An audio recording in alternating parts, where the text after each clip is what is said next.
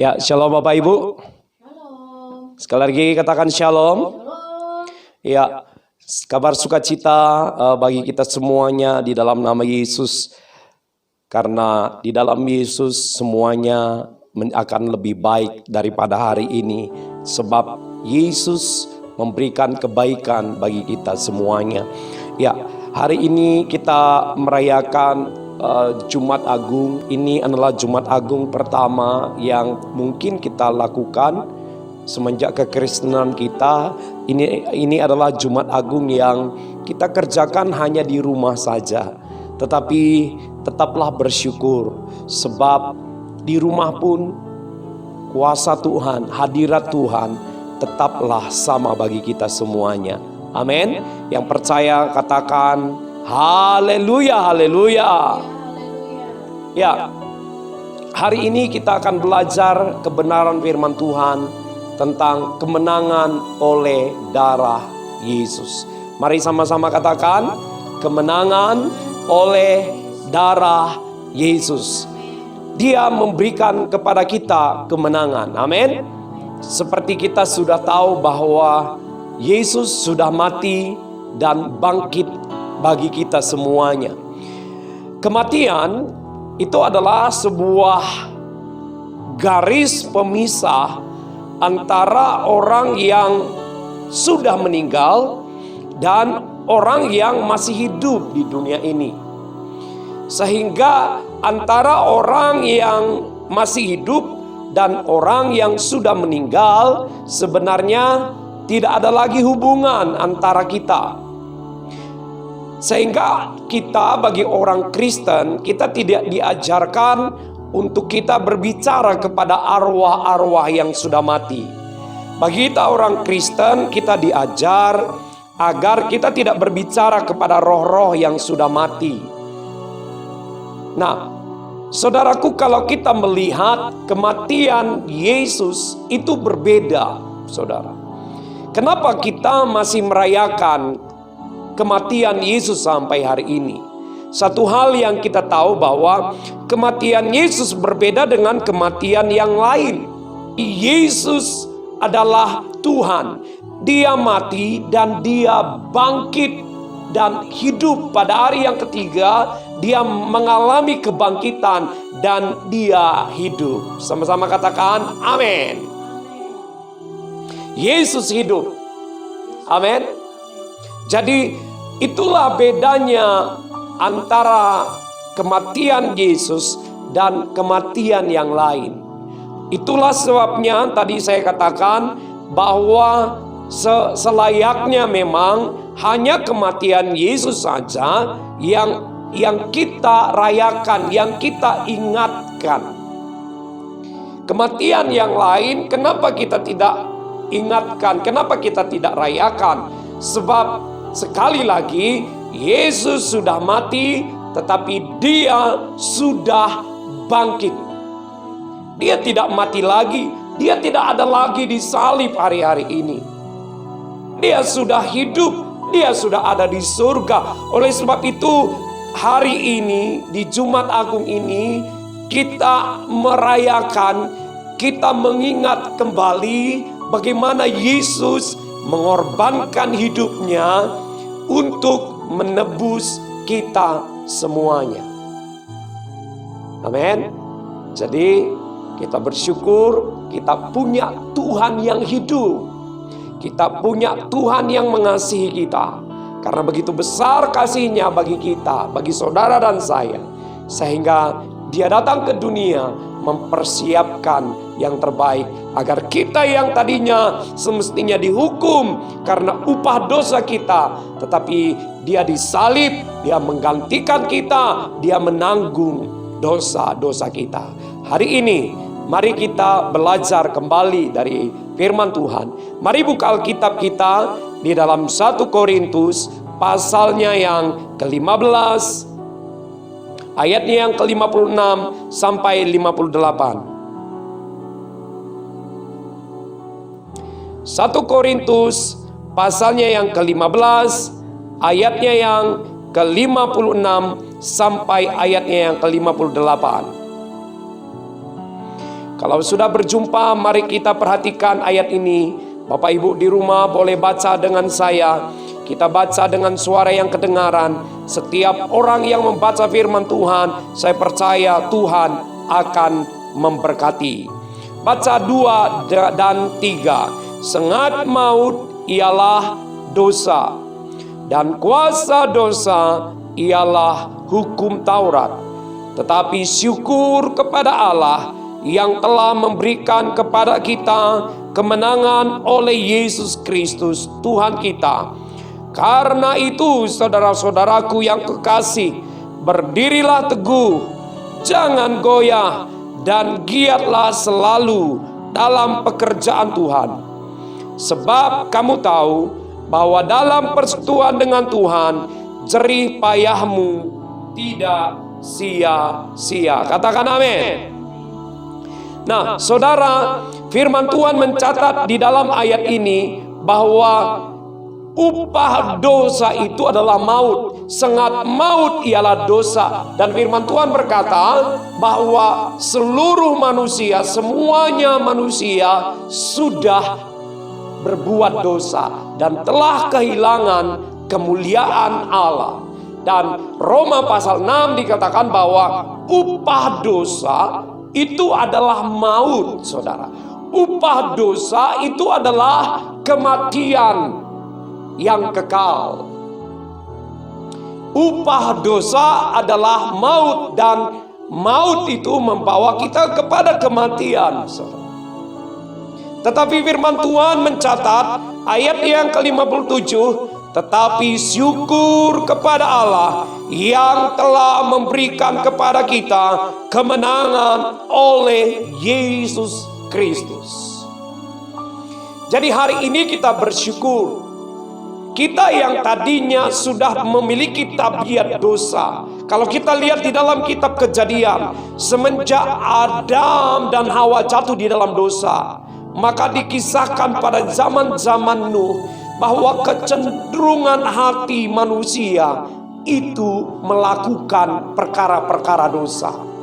Dan kalau kita masih tetap saja hidup di dalam dosa tanpa pengorbanan Kristus, maka kita menuju kepada maut, kita menuju kepada kebinasaan. Oleh sebab itu firman Tuhan berkata, tetapi syukur kepada Yesus, syukur kepada Tuhan yang sudah memberikan kemenangan kepada kita di dalam Yesus Kristus Tuhan. Oleh Yesus kita berkemenangan, saudara. Kenapa di dalam Yesus? Ada apa dengan Yesus? Matius pasalnya yang pertama, Matius pasalnya yang pertama, ayatnya yang ke-21, firman Tuhan mencatat demikian. Saya bacakan bagi Bapak Ibu. Matius pasal 1, ayatnya yang ke-21. Ia akan melahirkan anak laki-laki, dan engkau akan menamai dia Yesus, karena Yesuslah yang akan menyelamatkan umatnya dari dosa mereka. Karena Yesuslah yang akan menyelamatkan saudara dan saya dari dosa. Nah, saudaraku, kata menyelamatkan ini juga memiliki pengertian bahwa Yesus akan membebaskan kita, Yesus akan mengampuni kita. Bahkan bukan hanya begitu saja, tetapi Yesus yang menghapuskan dosa-dosa kita, saudara. Kalau dosa sudah dihapuskan, berarti impact dosa adalah maut, itu akan diselesaikan oleh Tuhan. Amin, saudara. Jadi malam hari ini mari kita bersyukur kepada Tuhan, sebab upah dosa itu diselesaikan oleh Yesus di atas kayu salib itu. Di atas kayu salib Dia berkata sudah selesai. Semua kutuk-kutuk nenek moyang itu sudah selesai. Kutuk-kutuk kesukaran, Tuhan berkata sudah selesai. Sebab Dia dinamai Yesus karena dialah yang akan membebaskan saudara dan saya. Dan secara historikal, Yesus sudah lakukan itu. Secara historikal, lebih dari 2000 tahun yang lalu, Yesus sudah mati di atas salib itu. Dan dia menebus saudara dan saya. Mari kita bersyukur atas itu. Amin. Dia sudah menebus kita. Dia memindahkan kita dari dunia, dari kegelapan kepada terangnya yang ajaib. Sebab itu bagian kita, mari kita percaya. Sebab firman Tuhan berkata, karena begitu besar kasih Allah akan dunia ini, sehingga ia mengaruniakan anaknya yang tunggal, supaya kita, saudara dan saya, kita yang percaya tidak binasa, kata firman Tuhan, melainkan beroleh hidup yang kekal. Jadi dengan percaya di dalam nama Yesuslah kita akan menikmati, kita akan hidup berkemenangan. Mari saya bacakan lagi kepada kita di dalam 1 Yohanes pasalnya yang kelima. 1 Yohanes pasal 5 ayatnya yang keempat dan ayatnya yang kelima.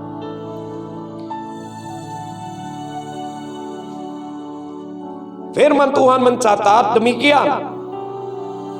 Sebab semua yang lahir dari Allah mengalahkan dunia. Dan inilah kemenangan yang mengalahkan dunia, iman kita. Siapakah yang mengalahkan dunia? Selain daripada dia yang percaya bahwa Yesus adalah anak Allah. Ketika kita percaya kepada Yesus, dia adalah anak Allah, maka kita akan menikmati, maka kita akan menerima kemenangan, penebusan oleh darah Yesus di dalam kehidupan kita, saudara. Kita mengalami kemenangan karena darah Yesus tercurah bagi kita semua. Memang dia mati, tetapi dia bangkit pada hari yang ketiga. Itu buktinya dia adalah Tuhan, saudara.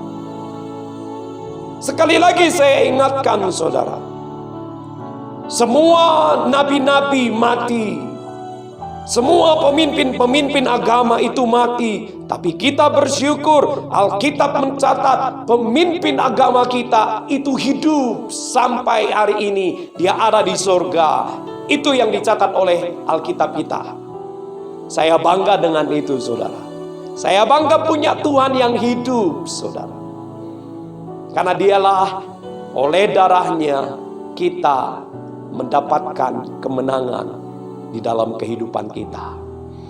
Ada 3 hal yang saya mau bagikan pada malam hari ini agar kita menerima kemenangan demi kemenangan ini bagi kita semua. Mari perhatikan di dalam Roma pasalnya yang ketiga ayatnya yang ke-23, atau langsung Matius pasalnya yang ke-26 ayat 28 saudara. Matius pasal 26 ayatnya yang ke-28.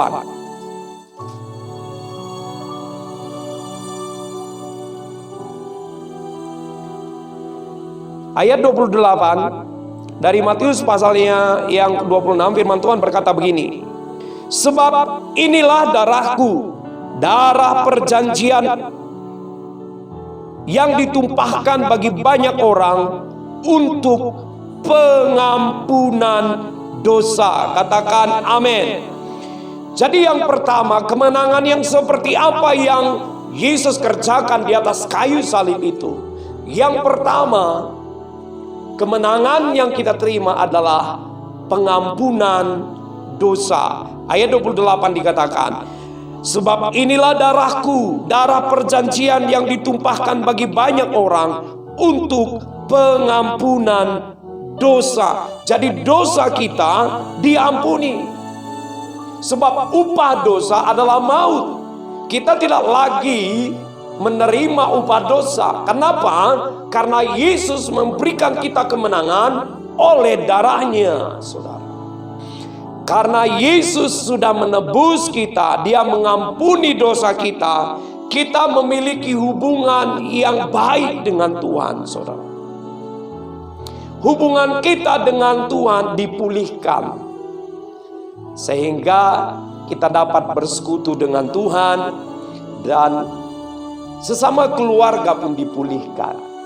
Kita bersyukur, saudara, hari-hari ini dengan keadaan lockdown sekarang atau masa kawalan pergerakan ini,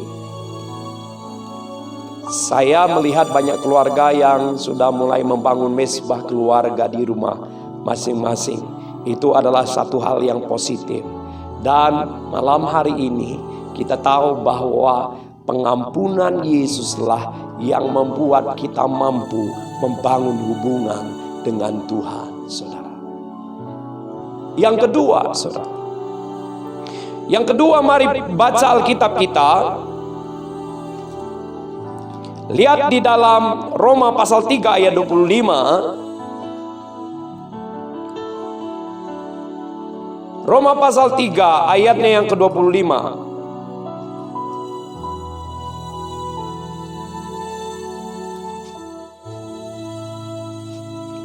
Roma pasal 3 ayatnya yang ke-25. Firman Tuhan berkata, Kristus Yesus telah ditentukan Allah menjadi jalan pendamaian karena iman dalam darahnya. Hal ini dibuatnya untuk menunjukkan keadilannya, karena Ia telah membiarkan dosa-dosa yang telah terjadi dahulu pada masa kesabarannya. Sekali lagi, Kristus Yesus telah ditentukan Allah menjadi jalan pendamaian karena iman dalam darahnya. Amin. Jadi saudara, Yesus sudah ditentukan. Oleh darahnya kita akan mengalami pendamaian karena iman percaya kepada Yesus, saudara. Dosa merusak hubungan antara manusia dengan Tuhan. Dan karena dosalah manusia tidak dapat menemukan Tuhan. Yang membuat jarak antara manusia dengan Tuhan adalah dosa. Dan saudara, impact yang berikutnya, ketika kita jatuh, ketika hidup di dalam dosa, maka dosa membuat selain hubungan manusia dengan Tuhan itu menjadi rusak, maka dosa membuat hubungan antara sesama manusia itu menjadi rusak, saudara. Tetapi kita bersyukur kepada Yesus, sebab di dalam Yesus ada pendamaian oleh darah Yesus, saudara. Tapi ingat, di sana ditulis dengan kata iman. Dan ketika kita diperdamaikan antara kita manusia dengan Tuhan, maka kita sesama manusia pun diperdamaikan. Tentunya kita setuju bahwa Paulus pernah berkata bahwa iman itu bekerja oleh karena kasih, saudara. Oleh sebab itu, mari kita belajar hidup menjadi seorang Kristen yang mengasihi. Karena kita sudah diperdamaikan, saudara. Wow, kalau kita sudah diperdamaikan karena kita memiliki iman kepada Tuhan, kita diperdamaikan dengan Tuhan. Dan ketika kita diperdamaikan dengan Tuhan, kita damai dengan semua orang, saudara. Kita tidak memiliki musuh, saudara. Kita tidak punya kepahitan. Tuhan tertarik kepada Salomo karena Salomo tidak meminta kematian kepada musuh-musuhnya. Saya sedang berpikir bahwa Salomo tidak memiliki dendam di dalam hatinya. Salomo tidak memiliki musuh yang menjadi dendam di dalam hatinya, saudara. Oleh sebab itu, semestinya kalau kita merasakan pendamaian yang dikerjakan oleh darah Yesus, kita semestinya tidak memiliki dendam, kita tidak memiliki musuh, kita tidak sakit hati, saudara. Sebab itu malam hari ini, ayo kita belajar, kita terima pendamaian. Oleh darah Yesus kita didamaikan. Kita akan diberikan kemenangan, saudara. Saudara, mari kita lihat lagi Yakobus pasalnya yang kelima ayat 16. Lihat lagi Yakobus pasal 5 ayat 16.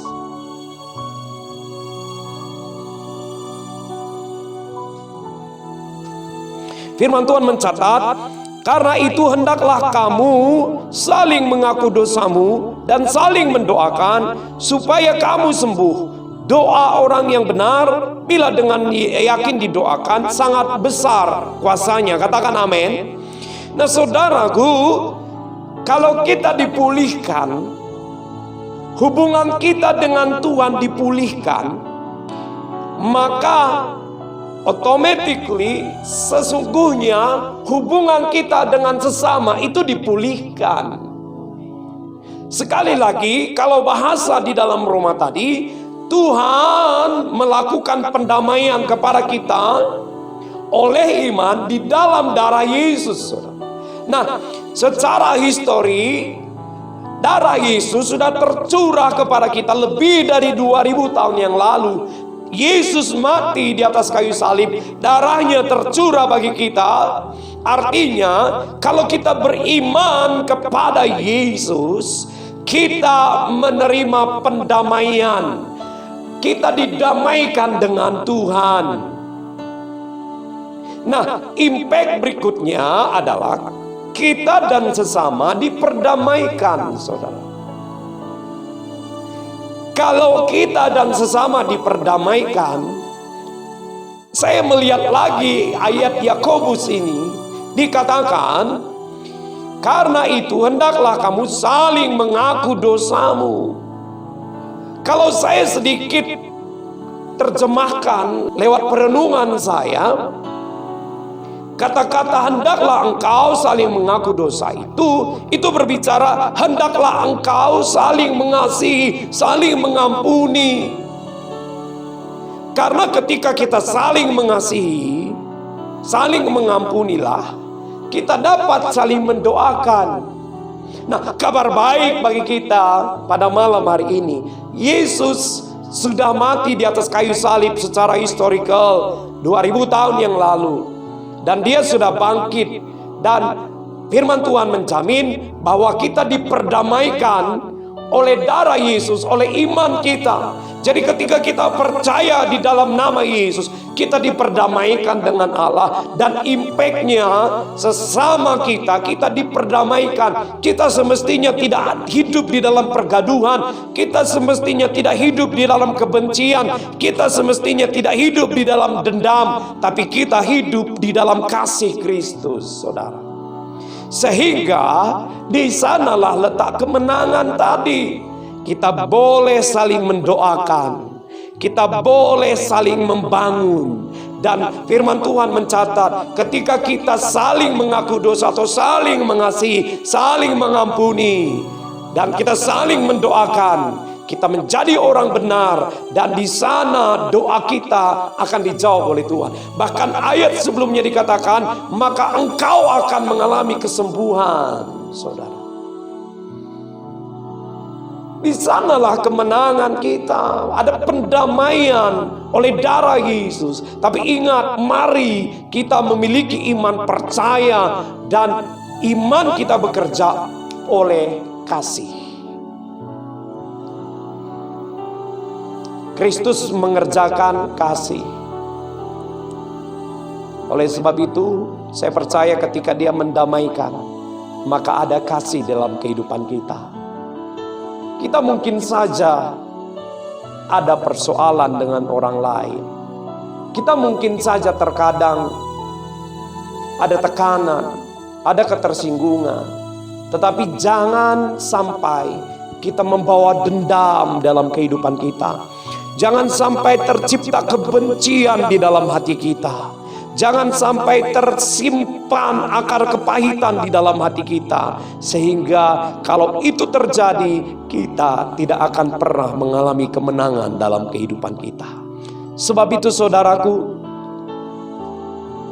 mari malam hari ini datang kepada Tuhan. Alamilah pendamaian, karena darah Yesus mendamaikan kita, saudara. Yang ketiga, mari buka Wahyu pasal 12 ayat 10 dan 11. Dan aku mendengar suara yang nyaring di surga berkata, sekarang telah tiba keselamatan dan kuasa dan pemerintahan Allah kita dan kekuasaan Dia yang diurapinya, karena telah dilemparkan ke bawah pendakwa saudara-saudara kita yang mendakwa mereka siang dan malam di hadapan Allah kita. Ayat 11. Dan mereka mengalahkan Dia oleh darah anak domba dan oleh perkataan kesaksian mereka, karena mereka tidak mengasihi nyawa mereka sampai ke dalam maut. Katakan amin, saudara.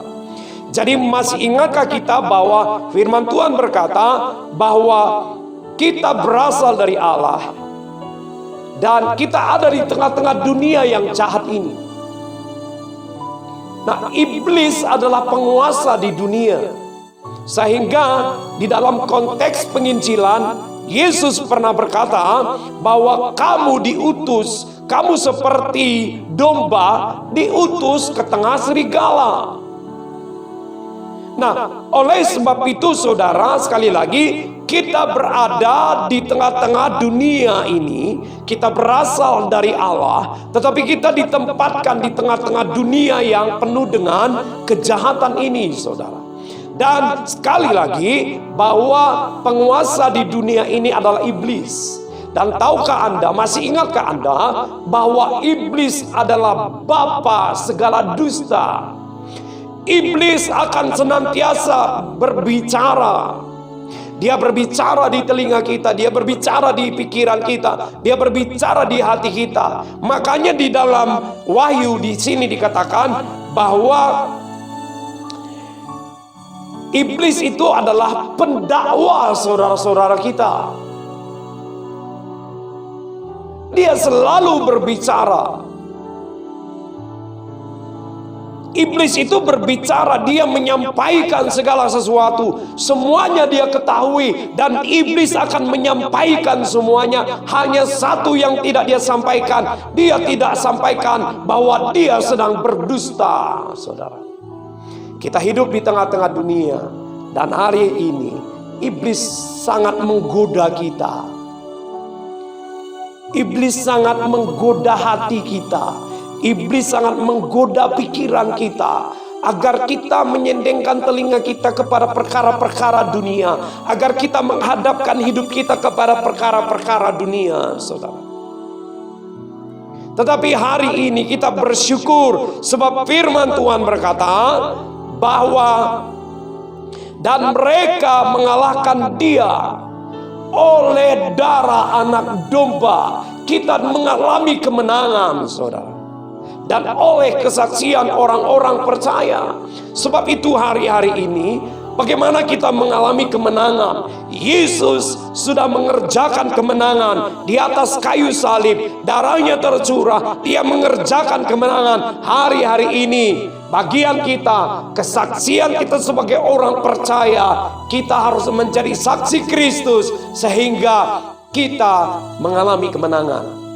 Sekali lagi, iblis sangat menggoda pikiran kita.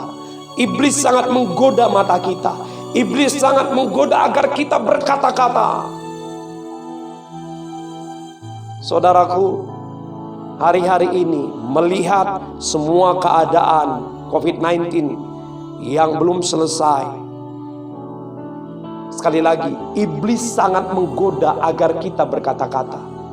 Kadang kita melihat hal-hal yang tidak sesuai dengan apa yang kita pikirkan. Iblis menggoda kita agar kita berbicara. Kadang kita melihat mungkin pihak-pihak tertentu tidak seperti apa yang kita pikirkan. Sekali lagi, iblis sangat menginginkan agar kita bertindak. Iblis sangat menginginkan agar kita berkata-kata. Tetapi malam hari ini ketahuilah, jangan sampai kita asal berkata-kata, jangan sampai asal kita bertindak. Karena kalau kita asal berkata-kata, asal bertindak, maka kita tidak menjadi kesaksian. Sebab itu mari, jadilah kesaksian kita menjadi kesaksian yang berkemenangan, saudara. Karena Yesus sudah mati di atas kayu salib itu, oleh darah anak domba, dan oleh kesaksian orang-orang percaya, iblis akan dikalahkan. Bahkan iblis sudah dikalahkan. Sebab itu malam hari ini, ayo hidup berkemenangan, saudara. Jangan izinkan kemenangan kita direbut oleh iblis hanya karena mata kita mengikuti hal-hal yang negatif, hanya respon kita sering mengikuti yang negatif, saudara. Apalagi kita di rumah, kita banyak melihat dunia internet, maka kita banyak melihat hal-hal yang belum tentu itu benar. Oleh sebab itu, mari jaga pagari hati kita dengan kebenaran firman. Jangan sampai kita merespon dengan negatif. Amin. Sebab itu malam hari ini, terimalah kemenangan dari Yesus. Ada 3 yang kita dapatkan kemenangan, yang kita pelajari malam hari ini. Bahwa Kristus Yesus Tuhan sudah mati dan Dia menebus kita, saudara. Amin. Yang pertama tadi, kita melihat Yesus mengerjakan kemenangan bagi kita. Kita dibebaskan dari hukuman dosa, dan darahnya itu yang membebaskan kita. Dan yang kedua, darah Yesus itu mendamaikan kita, saudara. Oleh iman kita diperdamaikan. Kita diperdamaikan dengan Tuhan, dan kita diperdamaikan dengan sesama kita, sehingga kita boleh saling berdoa, dan kita saling memberkati, kita saling membawa doa kita kepada Tuhan, sehingga ada kesembuhan, ada pemulihan, ada kemenangan terjadi. Dan yang ketiga, saudaraku, ayo kita belajar oleh darah anak domba dan oleh kesaksian kita, maka iblis sudah dikalahkan. Oleh sebab itu, darah anak domba 2000 tahun yang lalu, darah Yesus sudah tercurah mengerjakan bagiannya. Bagian kita orang percaya, ayo kita hiduplah menjadi kesaksian Kristus. Sebab kita, saudara dan saya, kita adalah suratan Kristus yang terbuka, yang dapat dibaca banyak orang. Sebab itu saudaraku, mari kita hidup beriman, berkemenangan di dalam Tuhan. Terimalah kemenangan oleh darah Yesus yang tercurah kepada saudara dan saya. Sebab itu malam hari ini, sebelum kita akan menerima anggur dan roti yang melambangkan tubuh dan darah Yesus lewat pengorbanannya di atas kayu salib, mari malam hari ini sadari, saudara, bahwa Yesus memberikan kepada kita kemenangan. Dia melakukan pendamaian kepada kita. Dia melakukan pembebasan bagi kita. Dan bagian kita, mari kita oleh iman jadi kesaksian yang baik oleh kebenaran firman Tuhan. Mari responi kebenaran firman Tuhan. Kita datang kepada Tuhan dan kita akan menikmati hadirat Tuhan. Terima kasih Tuhan. Ku yakin Kau hadir di sini. Ku rasakan kuasa yang tak terbatas. Ku yakin Kau nyata di sini. Kemenangan terjadi di sini. Ku yakin Kau hadir di sini. Ku rasakan kuasa yang tak terbatas. Ku yakin Kau nyata di sini, kemenangan terjadi di, katakan ku yakin. Oh, kami rasakan kuasa yang tak terbatas. Ku yakin kau nyata di sini, kemenangan terjadi di sini. Bapa, kami bersyukur pengorbananmu di atas kayu salib mengubahkan kami, membuat kami layak untuk memanggil Engkau ya Aba, ya Bapa, membuat kami memiliki persekutuan yang indah. Tuhan memindahkan kami dari kegelapan kepada terang Tuhan yang ajaib. Terima kasih untuk kemenangan yang Tuhan kerjakan, sebab di dalam darah-Mu ada pendamaian. Hubungan kami dengan Tuhan dipulihkan, dan kami dengan sesama kami diubahkan dan dipulihkan, sehingga kami boleh saling mendoakan, saling mengasihi Tuhan. Kami bersyukur buat firman-Mu. Bahkan kami menerima kemenangan oleh darah Yesus, dan kami menjadi kesaksian Kristus, sehingga kemenangan yang gilang gemilang akan terus Tuhan kerjakan dalam kehidupan kami. Terima kasih buat firman-Mu. Materaikan firman-Mu dalam hidup kami. Kerjakanlah kebaikan demi kebaikan dalam kehidupan kami, sehingga kami menjadi pribadi yang lebih berkenan di hadapan Tuhan. Materaikan firman-Mu, kami menjadi pelaku firman-Mu. Sebab itu layakkan kami semua, agar kami menerima tubuh dan darah-Mu lewat roti dan anggur perjamuan malam hari ini, dan kami mengalami kemenangan di dalam Tuhan. Di dalam nama Yesus Kristus kami berdoa. Amin, amin.